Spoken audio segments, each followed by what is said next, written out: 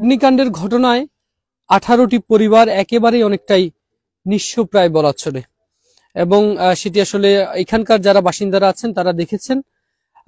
সহদেবপুর অগ্নিকাণ্ডে ক্ষতিগ্রস্ত 18টি পরিবারের মাঝে জেলা যুবদলের সাধারণ সম্পাদক নাসির উদ্দিন খন্দকারের পক্ষ থেকে তাদের জন্য চাউল, হাঁড়ি পাতিল এবং ল্যাব, তোশক, এছাড়াও বালিশ, বিভিন্ন সরঞ্জামাদি আসলে রাতের মধ্যেই তিনি পৌঁছানোর কথা আমাদেরকে বলছেন। এবং আমরা দেখতে পাচ্ছি যে এখানে দলীয় যে বিএনপির ভারপ্রাপ্ত চেয়ারম্যান তারেক রহমানের পক্ষ থেকে আগুনে ক্ষতিগ্রস্ত সহদেবপুর ৩ নং ওয়ার্ড আর 18টি পরিবারের মাঝে এই সকল সামগ্রীগুলো পৌঁছে দেওয়ার জন্য প্রস্তুত হয়েছেন।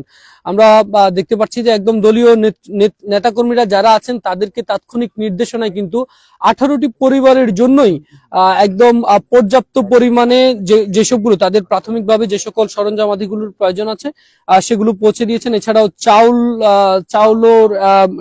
চাউলের ব্যবস্থা আসলে রাখার কথা আমাদেরকে জানিয়েছেন।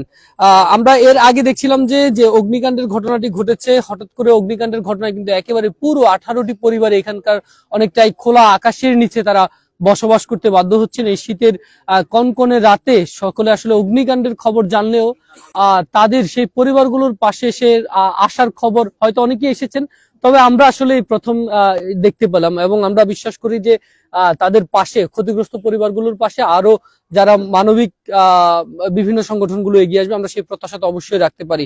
এবং আমরা আজকে দেখতে পাচ্ছি যে জেলা যুবদলের সাধারণ সম্পাদক নাসির উদ্দিন খন্দকারের পক্ষ থেকে একদম প্রয়োজনীয় সকল ধরনের ল্যাব থেকে শুরু করে তোশক, এছাড়াও বালিশ, এছাড়াও চাল, পাতিল এবং জগ সহ সকল ধরনের সবকিছুই কিন্তু দেওয়া হয়েছে। এবং তার পক্ষ কিছুক্ষণ আগে আমি তার সঙ্গে কথা বলছিলাম, তিনি আসলে যেটি জানালেন যে ক্ষতিগ্রস্ত পরিবারগুলোর মাঝে পর্যাপ্ত পরিমাণের যে অর্থ সহায়তার প্রয়োজন তার পক্ষ থেকে কিন্তু সেটির জন্য সর্বোচ্চ ব্যবস্থা বা দেখা হবে বলে আমাদেরকে আশ্বস্ত করেছেন তিনি।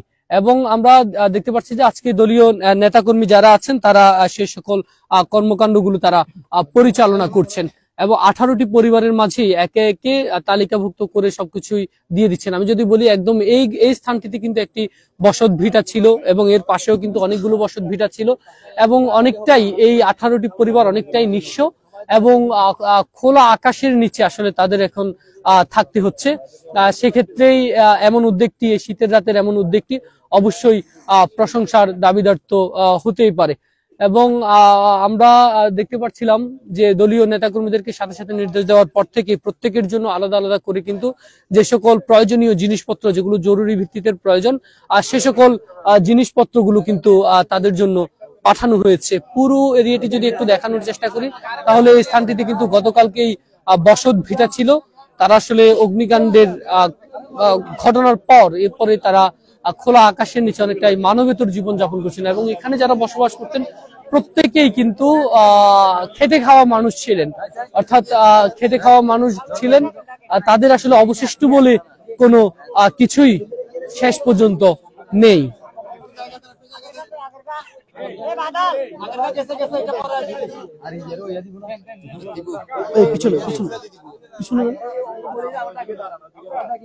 জায়গাটা ছাড়ো।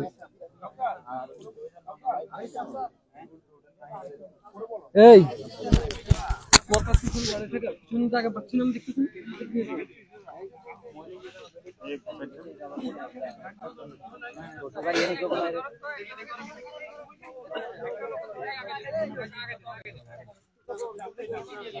আস্তে